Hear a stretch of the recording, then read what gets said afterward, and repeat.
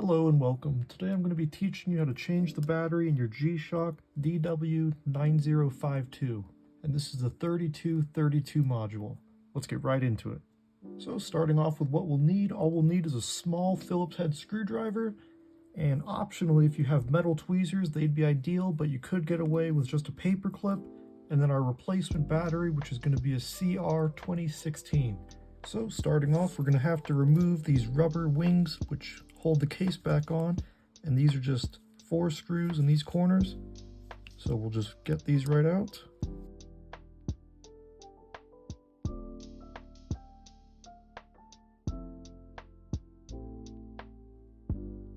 Our next step is going to be to remove the 4 case back screws.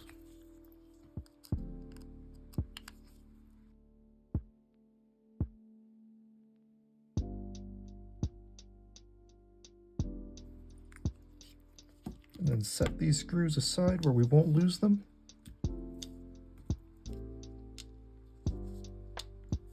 And lift our case back off. And sometimes the rubber gasket will come off with it. If so, don't worry, that can be easily placed back in. Next step, using our tweezers, or you can just use your fingers, we're just going to take out this little rubber bumper layer. And now we have access to the battery. Now you don't have to peel this sticker back, but just to showcase what I'm doing, I'm going to peel it back just a little bit. So we can see there's this tab right here, and we want to get our paper clip or tweezers right in this notch and just unlatch the battery, and it'll open like so. And if this hasn't been changed in a while, you'll notice this sticker will probably be stuck. I usually just get something sharp and just slide under it. And then we can just go ahead and take our old battery out and dispose of it. And now we can go ahead and come in with our new battery. And if you don't have little finger gloves, I'd recommend holding it on the side just so you don't accidentally short it. Probably won't happen, but just to be safe. And we'll just slide it right on in, and then push this down until it clicks, and it'll click right in place and keep that secure. Now that our new battery is installed, we can go ahead and perform the AC reset, which is just going to reset the computer to factory defaults. Just a good idea in case there's any errors or anything. So we want to find this tab labeled AC, and as we can see there's a gold plate on the bottom, and this is where if you have metal tweezers it's ideal, but you can just get a paper clip, bend it into an arch with 2 metal points. We simply want to touch one end to this and one end to the steel on the module and hold it for about 2 seconds. And our computer is now reset. And if you want to double check and make sure you perform the reset correctly, just hold down on this spring just to make sure it doesn't come out, because you don't want to lose that. That's what gives your watch beeping and sound. And simply turn the watch over, and you'll see that it'll reset to 12, and then it'll start counting from 0. So it's been about 40 seconds since I did the reset. Now we can go ahead and start reassembling the watch. So we're going to take that rubber bumper and put it back in place. As you can see, there's the hole for the spring and the hole for this metal tab.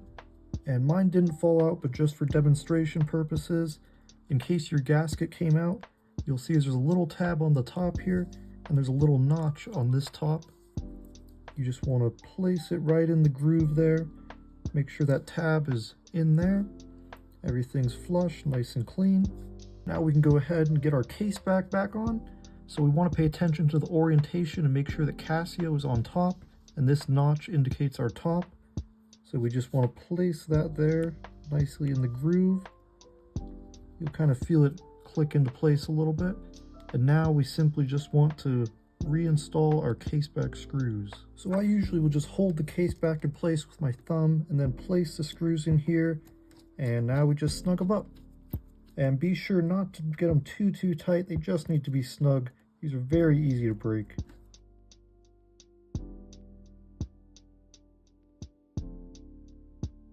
Alright, so next we're going to be putting our rubber wings back on. So we just want to take the wings, place them like that with this over the case back covering these screws, and now we take our screws that we removed, place them in the hole. Sometimes you kind of just have to fish it around, but eventually they'll go right on in.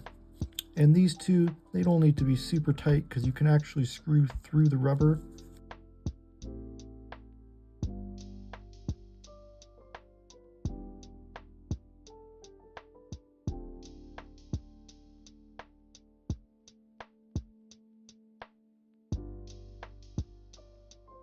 And now we're done.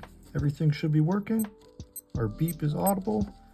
Our backlight, though it'll probably be hard for you to see, turns on. And we are completely ready, and our watch is ready to wear and enjoy. Thank you all so much for watching. I really hope this tutorial was concise, to the point, and helped you to change your battery. I'm going to be covering a lot more models, a lot of vintage models, some Baby G, some Casio. So if you have a big collection, be sure to subscribe for more content and tutorials, and I will see you guys soon. Thank you so much.